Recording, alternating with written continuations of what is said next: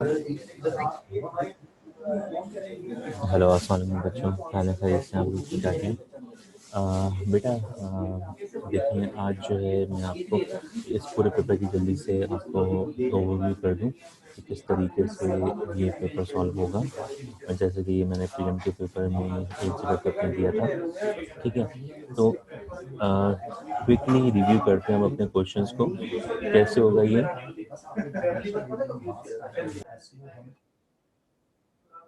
अच्छा जी, सबसे पहले देखो क्या लिखा हुआ है। The characteristic that changes item to item is called variable होता है, ठीक है ना। ये हमने कहा था कि डे बाई डे कोई भी चीज़ में अगर चेंजिंग आती है तो वो क्या कहलाती है, वो वेरिएबल कहलाता है। तो वेरिएबल क्या होता है, ऐसी वैल्यू जो क्या हो, चेंजेबल हो, फिक्स ना रहे, ठीक है।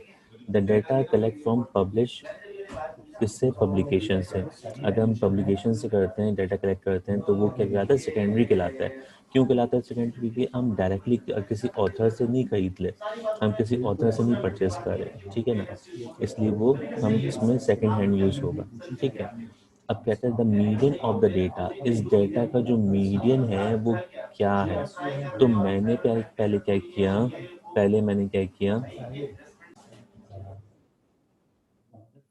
तो सबसे पहले मैंने क्या किया, इस नंबर्स को अरेंज किया, ठीक है ना। तो आपने क्या करना होता है, जब भी आपके पास अनग्रुप डाटा आता है तो अनग्रुप डाटा को आप क्या करते हो, अरेंज करते हो। तो अरेंज करने पे सबसे छोटी वैल्यू पहले पे, उससे बड़ी वैल्यू, आपने डाटा को अरेंज कर दिया। अब इसमें जो मोस्ट मिडिल वैल्यू होती है, मीडियन क्या होता है, मीडियन कहलाता है the most middle value in arrange data. तो डाटा जो अरेंज होगा इसमें मोस्ट मिडिल वैल्यू जो देखो कौन सी है, वो 5 है। 5 के बाद कितनी वैल्यू है, 4 वैल्यूज हैं। 5 से पहले कितनी वैल्यूज हैं, 4 वैल्यूज हैं।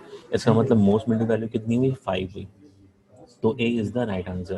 तो कहते हैं an ogive curve is use to, ogive curve जो है वो कहाँ यूज होता है, ओजाइव जो है वो मीडियन में यूज होता है। मीन का कोई ग्राफ नहीं होता, मोड का हिस्टोग्राम होता है, इंडेक्स नंबर का कोई ग्राफ नहीं होता, ठीक है। तो ओजाइव का यूज होता है, मीडियन में यूज होता है। Distribution is said to be symmetrical, अगर सिमेट्रिकल की बात आ रही है तो सिमेट्रिकल में क्या होता है, तीनों मीन मीडियन मोड इक्वल होते हैं, बराबर होते हैं, ठीक है ना। अब इसके बाद कहता है and the object with certain order arrangement, order arrangement जब भी होगी तो वो परमुटेशन होगी, ठीक है ना। परमुटेशन के अंदर ऑर्डर अरेंजमेंट होती है। अरेंजमेंट की बात आई तो अरेंजमेंट में या तो परमुटेशन होगा तो कॉम्बिनेशन होगा। तो ऑर्डर अरेंजमेंट है तो क्या होगा, परमुटेशन हो गया। अब 7 में क्या कहता है, the sum of square deviation, ये सम ऑफ डेविएशन नहीं है, ये क्या है, सम ऑफ स्क्वायर डेविएशन है। तो स्क्वायर डेविएशन हमेशा क्या होता है, मिनिमम होता है। स्क्वायर डेविएशन वो मीन से क्या होता है, मिनिमम होता है। किससे होता है, मिनिमम, मीन से, ठीक है ना। तो अगर ये सम ऑफ डेविएशन बोलता तो वो 1 होता, सम ऑफ स्क्वायर डेविएशन है तो वो क्या हो गया, मिनिमम हो गया। जैसे नेक्स्ट में बोलता है, कहता है the sum of deviation about which, किसके, हमेशा बराबर होता है 0। तो sum of deviation about mean जो होता है वो बराबर किसके होता है, 0 के होता है। तो मीन क्या हो गया, ऑप्शन राइट हो गया, ठीक है। A characteristic of a sample is called, characteristic sample की क्या होती है, स्टैटिस्टिक होती है। डिस्क्रीट एंड कंटिन्यूस वेरिएबल किसकी टाइप्स हैं, क्वांटिटेटिव की है। क्वालिटी की कोई टाइप नहीं होती, सैंपल की कोई टाइप नहीं होती, नन ऑफ दिस ऑप्शन नहीं है, क्वांटिटेटिव वेरिएबल है ना। 11 MCQs, median is the dash, ठीक है ना। अब मीडियन क्या है, लार्जेस्ट वैल्यू होती है क्या, नहीं। मिनिमम वैल्यू होती है, नहीं। मोस्ट मिडिल वैल्यू होती है मीडियन, ठीक है ना। The index number for the base year, base year का इंडेक्स नंबर क्या होता है। हमेशा जब भी कंपनी इस्टेब्लिश होती है तो वो कहाँ पे खड़ी होती है, अपने 100% पे खड़ी होती है। उसके बाद अगर उसको प्रॉफिट होता है तो 100 से ऊपर जाता है, अगर लॉस होता है तो 100% से नीचे आता है, ठीक है। Simple index number by fix base method, fix base method जो होता है वो प्राइस रिलेटिव को कहते हैं, और चेन बेस किसको बोलते हैं, लिंक रिलेटिव को। तो देखते हैं नेक्स्ट स्लाइड में। नेक्स्ट में क्या कहता है, when the mean median and mode are identical, identical मतलब बराबर हैं तो क्या होगा, सिमेट्रिकल होगा। अगर बराबर है तो क्या होगा, सिमेट्रिकल होगा। 2 books out of 3 books, 2 books out of 3 books can be selected in। आप क्या करें, आप निकाल दें कि 2-3 में से 2 जो हैं वो उसकी क्या कर दो, आप कॉम्बिनेशन निकाल दो। 3 बुक में से 2 बुक क्या हो रही है, सिलेक्ट हो रही है। 3 में से 2 बुक सिलेक्ट हो रही है, तो आंसर जो आएगा कॉम्बिनेशन का वो क्या होगा, 3 होगा। ठीक है ना। अच्छा, यहाँ पे परमुटेशन अप्लाई नहीं होगी, यहाँ पे क्या होगी, कॉम्बिनेशन अप्लाई होगी। 3 बुक एक सेट है, उसमें से आप क्या कर रहे हो, आप 2 बुक सेलेक्ट कर रहे हो। ठीक है। 16 में क्या कहता है, simple price index number by chain based method. देखो वही वाली बात मैंने कहा था, चेन बेस्ड जो होता है वो क्या कहलाता है, लिंक रिलेटिव कहलाता है, और फिक्स बेस्ड जो है वो क्या कहलाता है, प्राइस रिलेटिव कहलाता है। हर एक एमसीक्यू का कोई ना कोई की पॉइंट है। ठीक है ना। The index number in which the quantity of base here, अब यहाँ पे बेस की बात हो रही है और किसकी बात हो रही है, इंडेक्स नंबर की बात हो रही है। और बात किस में हो रही है, वेट में बात हो रही है। तो वेटेड इन एग्रीगेटिव इंडेक्स नंबर क्या होता है, लेस पेयर पास से फिशर होता है। बेस ईयर पे काम किसने किया है, लेस पेयर्स ने किया है। करंट पे काम किसने किया है, पासी ने किया है। रेंज पे काम किसने किया है, फिशर ने किया है। ठीक है ना।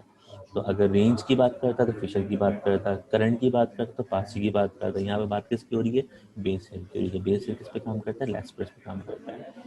तो कहता है कम्युलेटिव फ्रीक्वेंसी डिस्ट्रीब्यूशन किस में यूज होता है, वो जाइव में यूज होता है। ठीक है।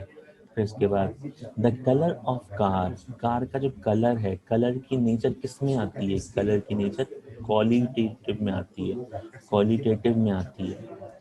ठीक है, कलर हो गया, ये सब किस में आता है, क्वालिटेटिव में आता है। ये काउंटेबल तो है नहीं, कलर नेचर है कलर की। ठीक है ना। अच्छा, the index number in the quantity of current year. अब देखो यहाँ पे वही बात कि करंट ईयर की बात हो रही है, इंडेक्स नंबर की बात हो रही है, वेटेड एग्रीगेटिव की बात हो रही है। तो उसका मतलब क्या हो गया कि ये पास जी होगा, तो ये पास जी हो गया। फिर कहता है the set of all possible of an experiment is called, all possible, the set of all possible experiment. तो ऑल पॉसिबल में किसकी बात होगी, सैंपल स्पेस की बात होगी। ठीक है ना। ऑल पॉसिबल में बात किसकी होती है, सैंपल स्पेस की बात होती है। फिर कहते हैं the sum of relative frequencies, relative frequency का टोटल जो है वो क्या आता है, हमेशा 1 आता है। और सिंपल सा ये क्या है, 4C3, 4C3 कैलकुलेटर से कैलकुलेट कर दो, आंसर क्या आ जाएगा, 4 आ जाएगा। 3 books can be arrange on the shelf. अब देखो यहाँ पे क्या हो रही है, अरेंज हो रही है, इसमें सिलेक्शन नहीं हो रही, इसमें सिलेक्शन नहीं हो रही। तो उसका मतलब 3 का क्या निकाल देंगे, फैक्टोरियल निकाल देंगे। जब 3 का फैक्टोरियल निकालोगे तो आंसर क्या आएगा, 6 आएगा। तो 3 का फैक्टोरियल क्या होगा, 3 2 1, तो क्या होगा, 3 2 6 हो गया। फिर कहता है a characteristic of a population is called, population की कैरेक्टरिस्टिक बताओ। तो पॉपुलेशन की क्या होती है, पैरामीटर होती है। स्टैटिस्टिक की क्या होती है, स्टैटिस्टिक की क्या होती है, स्टैटिस्टिक किसकी प्रॉपर्टी होती है, आपकी सैंपल की होती है। ठीक है ना। तो सैंपल की कैरेक्टरिस्टिक बात करें तो वो स्टैटिस्टिक होगा, और अगर पॉपुलेशन की बात करें तो वो पैरामीटर हो गया। तो बेटा ये तो हो गए आपके एमसीक्यूज, ये तो हो गए आपके एमसीक्यूज। अब आ जाओ इसी के सेक्शन बी पे आते हैं, सेक्शन बी को डिस्कस करते हैं। तो देखो सेक्शन बी के अंदर यहाँ पे बड़ा आसान सा है, आपको कुछ डाटा दिया हुआ है और ये आपका डिस्क्रीट डाटा है, ये कंटिन्यूस डाटा तो है नहीं, यानी पॉइंट्स का डाटा तो नहीं, ये होल नंबर का डाटा है। आपको इंटरवल बना के दे दिया। ठीक है ना। आपने क्या करना है, आपने कितने कॉलम बनाने हैं इसके अंदर, इंटरवल बना हुआ है, टेली मार्किंग बनेगा, class interval, tally marking, frequency, class boundary भी बोल रहा है, मिड वैल्यू भी बोल रहा है, और रिलेटिव फ्रीक्वेंसी भी बोल रहा है। तो कितने कॉलम बन गए बेटा, class interval, telemarks, frequency, class boundary, mid value और रिलेटिव फ्रीक्वेंसी। 6 कॉलम तो यहाँ तक के बन गए, 6 कॉलम तो यहाँ तक के बन गए। ठीक है ना। फिर आपसे कहता है क्या, find less than and more than cumulative. तो 6 और 2 कितने हो गए, 8 हो गए। रिलेटिव फ्रीक्वेंसी डिस्ट्रीब्यूशन नहीं कह रहा, अगर डिस्ट्रीब्यूशन कहते तो परसेंटेज निकालते रिलेटिव की, यहाँ पर रिलेटिव फ्रीक्वेंसी की परसेंटेज नहीं निकलेगी। तो इसके कितने कॉलम बनेंगे, 8 कॉलम बनेंगे इसके। कितने कॉलम बनेंगे इसके, 8 कॉलम बनेंगे बेटा इसके। ठीक है। अब आ जाओ उसमें, draw bar diagram and pi diagram. दोनों बनाना है, बार डायग्राम भी बनानी है और पार डायग्राम भी बनानी है। तो बार डायग्राम भी बनाओगे और पाई डायग्राम भी बनाओगे, दोनों डायग्राम बनेगी, बीच में और नहीं है, दोनों में से कोई एक नहीं है, दोनों ही बनाना है। ठीक है ना। एक्स एक्सिस पे क्या रखोगे, अगर बार डायग्राम की बात करें तो एक्स एक्सिस पे क्या रखोगे, food, clothing, house rent, education, miscellaneous, ये कहाँ पे आएगा, एक्स एक्सिस पे आएगा, यहाँ पे आएगा। ठीक है ना। और जो इनकी वैल्यूज हैं वो कहाँ पे आएंगी, वो आपके वाई एक्सिस पे आएंगी। ठीक है। और दूसरे के अंदर पाई डायग्राम के अंदर आपको पता ही है कि हर वैल्यू को टोटल से डिवाइड करते हैं, मल्टीप्लाई बाई 360 करते हैं, तो जो एंगल आता है उस एंगल के थ्रू हम क्या करते हैं, डी को यूज़ करते हैं, सिंप्लीफाई करते हैं इसको। अच्छा जी। Part number three, part number three में क्या कह रहा है, पार्ट नंबर थ्री में कह रहा है the arithmetic mean of 20 observation is 50। तो 20 ऑब्जर्वेशन इज 50, टॉपिक कौन सा हो गया, ये इंक्लूड वाला है, एक्सक्लूड वाला है, टॉपिक कौन सा हो गया, ये करेक्ट मीन हो गया, ये क्या हो गया, करेक्ट मीन का टॉपिक हो गया। ठीक है। तो करेक्ट मीन के अंदर हम क्या क्या क्या क्या करेंगे, इसके अंदर हमसे कहता है 20 ऑब्जर्वेशन का जो मीन है वो कितना है, 50 है, तो उसका मतलब 50 is equal to sum of X divide by कितना है, 20। तो 20 समीशन एक्स यहाँ से क्या आ जाएगा, समीशन एक्स यहाँ से क्या आ जाएगा, 20 को वहाँ से मल्टीप्लाई करो, 5 टू 10, ये आ गया आपका, ये आपका 1000 आ गया। ठीक है ना। 50 को 20 से मल्टीप्लाई करेंगे, क्या आ गया, 1000 आ गया। अब पहली रिक्वायरमेंट में आपसे कहता है क्या करो, 54 is excluded from the data, तो समीशन एक्स में आप 1000 में से क्या कर देंगे, 54 माइनस कर देंगे। ठीक है। 1000 में से जब 54 माइनस करोगे तो आपका आंसर क्या आएगा, 1000 माइनस 54, ये आपका आंसर है 946। तो 946 को डिवाइड कर दोगे किससे, 946 को डिवाइड किससे करोगे, एक वैल्यू आपकी एक्सक्लूड हो रही है, तो 20 में से एक वैल्यू गई, कितना होगा, 19। तो इसका जो मीन होगा वो डिवाइड किससे होगा, 946 डिवाइड बाय किससे, 19 से, तो ये आपका आंसर आ जाएगा। ठीक है ना।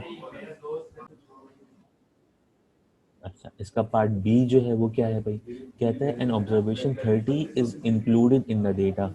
पार्ट नंबर बी जो है इसके अंदर क्या करोगे, इसके अंदर आप करोगे ये समीशन एक्स जो आपको दिया हुआ है 1000, इस 1000 के अंदर आप क्या कर देंगे, 30 को ऐड कर देंगे, तो ये 1030 आ जाएगा, ये क्या आ जाएगा, 1030 आ जाएगा। इस 1030 को डिवाइड किससे करोगे, 1030 को डिवाइड किससे करोगे, आपकी वैल्यू कितनी थी, 20 थी, एक वैल्यू ऐड हो गई, कितना हुआ हो गया, 21 हो गया, इसको इससे डिवाइड कर दो, आंसर निकाल दो।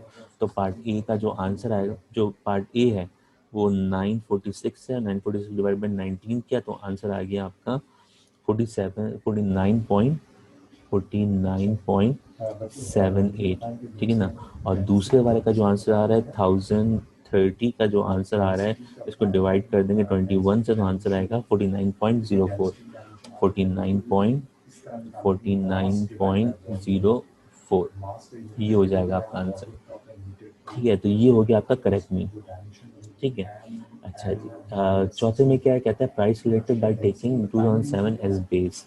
प्राइस रिलेटिव निकालनी है, 2007 जो है वो बेस ईयर है, तो उसका मतलब 618 से तमाम वैल्यू क्या हो जाएगी, डिवाइड हो जाएगी। तो एक कॉलम बन गया आपका किसका, प्राइस रिलेटिव का। ठीक है ना। दूसरा क्या, लिंक रिलेटिव निकालना है, इसका मतलब क्या हुआ, हर वैल्यू जो है वो प्रीवियस वैल्यू से क्या होगी, डिवाइड होगी और मल्टीप्लाई बाय 100। ये सिंपल सा सवाल है आपका पार्ट नंबर 4, कोई मुश्किल सवाल नहीं है। टोटल कॉलम कितने बनेंगे, 4 बनेंगे, 2 सवाल के। थर्ड जो होगा वो प्राइस रिलेटिव का होगा, फोर्थ जो होगा वो लिंक रिलेटिव का होगा। फिफ्थ पे आ जाओ। फिफ्थ वाले में क्या कहता है, कहता है two balance dice are roll together, दो बैलेंस डाइस को रोल करें तो क्या होगा, 36 सैंपल बनते हैं। एनएस जो होगा वो कितना होगा, यहाँ पे आपका 36 होगा। ठीक है ना। अब बात क्या हो रही है, द सैंपल स्पेस, आपने सैंपल स्पेस 36 सैंपल बनाए थे वो यहाँ पर बना देना। कहते हैं the some is less than 4, सम करो तो आंसर जो आए वो 4 से कम आए। 4 से कम कौन कौन से होंगे, 3 होगा और 2 होगा। 2 से कम हो नहीं सकता क्योंकि सबसे छोटा सैंपल कौन सा होता है, 1,1। तो 1,1,1 क्या होगा, 2 होता है। इन दोनों को ऐड करो तो 2 होगा और 3 वाला काउंट करोगे, 4 काउंट करोगे क्या, नहीं 4 काउंट नहीं करोगे, क्यों, लेस देन 4 कह रहा है ना। ठीक है ना। तो इसके अंदर 4 काउंट नहीं होगा। इसमें कौन कौन सा होगा, 3 वाला और 2 वाला, यानी 3 सम करके 3 आने वाले कितने सैंपल हैं, वो काउंट होगा, और सम करके 2 आने वाले कितने सैंपल है वो काउंट होगा। तो प्रोबेबिलिटी का फॉर्मूला अप्लाई करके आप क्या करोगे, जो भी इनकी वैल्यू होंगी वो यहाँ पे रखोगे और फिर डिवाइड किससे कर दोगे, 36 से कर दोगे। ठीक है ना, पार्ट बी के लिए। पार्ट सी के लिए क्या होगा, कहते हैं सम इफ एट मोस्ट 4। अब देखो इसमें एट मोस्ट बोल रहा है, एट मोस्ट का मतलब होता है ज़्यादा से ज़्यादा 4, 4 से ज़्यादा वाले काउंट नहीं करने। तो लेस देन 4 वाला तो आपने इसमें किया हुआ है काउंट, उसके अंदर क्या काउंट कर दो, 4 वाले भी काउंट कर दो, सम करके जो 4 आए वो भी काउंट कर दो। तो सम करके आने वाले 4 वाला भी काउंट होगा इसके अंदर, 3 वाला भी काउंट होगा इसके अंदर, 2 वाला भी काउंट होगा इसके अंदर, ये तीनों काउंट होंगे उसके अंदर। ठीक है ना। अब जितने सैंपल बनेंगे उसको क्या कर दो, 36 से डिवाइड कर दो। तो बी और सी दोनों जो है वो इसी फॉर्मूले से होगा। डी में कहता है एटलीस्ट 11। एटलीस्ट 11 का मतलब क्या हो गया, कम से कम 11, 11 से कम वाले काउंट नहीं करने, 11 और 11 से ज़्यादा काउंट करने।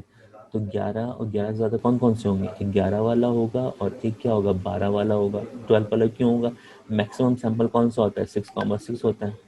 मैक्सिमम सैंपल क्या होता है, 6,6 होता है। तो 6 + 6 क्या होगा, 12 होगा। तो उसका मतलब 11 वाला काउंट करेंगे और 12 वाला काउंट करेंगे। 11 वाले में खास से 2 होते हैं और 12 वाला एक ही होता है। तो कुल मिला के कितने हो गए, 3 सैंपल हो गए। 3 डिवाइड बाई क्या कर देंगे, 36 कर देंगे। तो इसके लिए भी यही फॉर्मूला यूज़ होगा, तीनों के लिए यही फॉर्मूला यूज़ होंगे। कोई मुश्किल क्वेश्चन नहीं है। ठीक है, क्लियर है बेटा यहाँ तक ना। क्वेश्चन नंबर 3A कहता है मीन मीडियन मोड मालूम करो और उनका रिजल्ट भी बताओ। तो सिंपल कुछ भी नहीं है, देखो मीन मीडियन मोड मालूम करना है। आपको गिवन क्या है, आपको क्लास इंटरवल गिवन है, क्लास बाउंड्री गिवन नहीं है। क्यों, एंडिंग वैल्यू और अगले की स्टार्टिंग क्या है, डिफरेंट है। और पॉइंट का डेटा है, ये पॉइंट वाला डेटा है। ठीक है ना, इसमें जो सवाल घुमाया है वो क्या किया, पॉइंट वाला डेटा घुमाया। तो आप जब वैल्यू निकालोगे, 2 कॉलम बनाओगे, क्लास इंटरवल से क्लास बाउंड्री में कन्वर्ट करोगे, तो क्लास इंटरवल की पहली वैल्यू क्या है, 2 से लेकर के कहाँ तक है, 2.2 तक है। अगली वैल्यू जो है वो 2.3 से कहाँ तक है, 2.5 तक की है। तो मुझे बताओ इसमें जो हम करते थे क्लास बाउंड्री निकालने के लिए, वो क्या काम करते थे, क्रॉस वैल्यू को माइनस करते थे और डिवाइड बाई 2 करते थे। क्रॉस वैल्यू को माइनस करोगे तो 2.3 माइनस 2.2, आंसर क्या आया, 0.1। 0.1 डिवाइड बाई 2 कर देंगे, आंसर क्या आएगा, 0.05। अब 0.05 इसमें से लेस करोगे लोअर में से, और अपर में क्या करोगे, ऐड करोगे। ठीक है ना। तो 2 में से अगर मैं 0.05 लेस करता हूँ तो आंसर आता है 1.95। तो पहली वैल्यू क्या होगी, 1.95 होगी।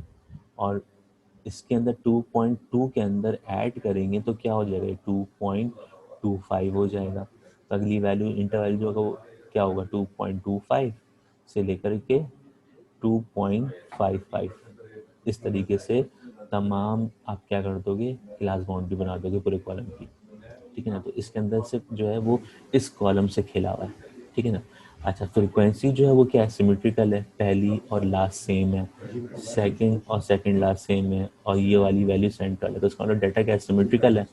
तो जो आंसर आएगा वो क्या आएगा, मीन मीडियन मोड तीनों आंसर इक्वल आएंगे। तो जो भी आंसर आएगा वो इक्वल आंसर आएगा।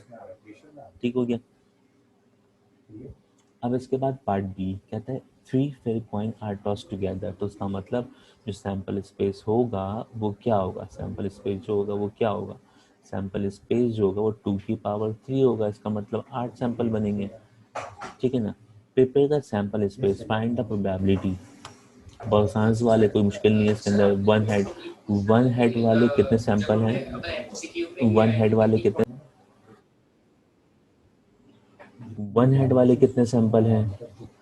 इसके अंदर सबके अंदर फॉर्मूला कौन सा अप्लाई होगा, P A is equal to N A divide by N S, यही फॉर्मूला अप्लाई होगा। ठीक है ना, ये फॉर्मूला अप्लाई होगा। अच्छा जी, जब ये फॉर्मूला अप्लाई होगा तो इसका मतलब क्या हुआ, इसका मतलब ये हुआ बेटा कि आपने वन हेड वाले कितने हैं, जितने भी होंगे एन की जगह वैल्यू डिवाइड होगी और फिर इसको 8 से डिवाइड कर देंगे हम। ठीक है ना। तो सेकंड वाले के अंदर क्या होगा, 2 हेड कह रहे हैं, 2 हेड वाले कितने सैंपल हैं, वो एन ए की जगह वैल्यू पुट करो, डिवाइड बाय 8 करो। नो हेड वाला एक ही सैंपल होता है, टेल टेल टेल वाला, एटमोस्ट वन हेड, एटमोस्ट का मतलब ज़्यादा से ज़्यादा एक हेड हो, तो एक हेड वाला भी काउंट करेंगे और जिसके अंदर हेड नहीं है वो भी काउंट करेंगे, ठीक है ना। तो दोनों को ऐड करके आप क्या कर दो, एन से डिवाइड कर दो। ये भी कोई मुश्किल सवाल नहीं, बड़ा आसान सवाल है। क्वेश्चन नंबर 4A में क्या कहता है आपसे, लेस्टर पासिफिकेशन निकालो। कहते हैं 2007 एज बेस, 2007 जो है वो बेस ईयर है, ठीक है ना। तो करंट ईयर क्या हो गया, 2008 हो गया। तो ये प्राइस ऑफ बेस ईयर है तो ये पीओ हो गया। ये price quantity of base year है तो ये क्यूओ हो गया। ये प्राइस ऑफ करंट ईयर है तो क्या हो गया, पी एन हो गया। ये क्वांटिटी ऑफ करंट ईयर है तो क्या हो गया, क्यू एन हो गया। तो आपकी आइडेंटिफिकेशन हो गई। अब आगे कॉलम बना दो, 4 कॉलम बना दो और फिर लेस पे पासिफिकेशन निकाल दो इसका। ये भी कोई मुश्किल सवाल नहीं है।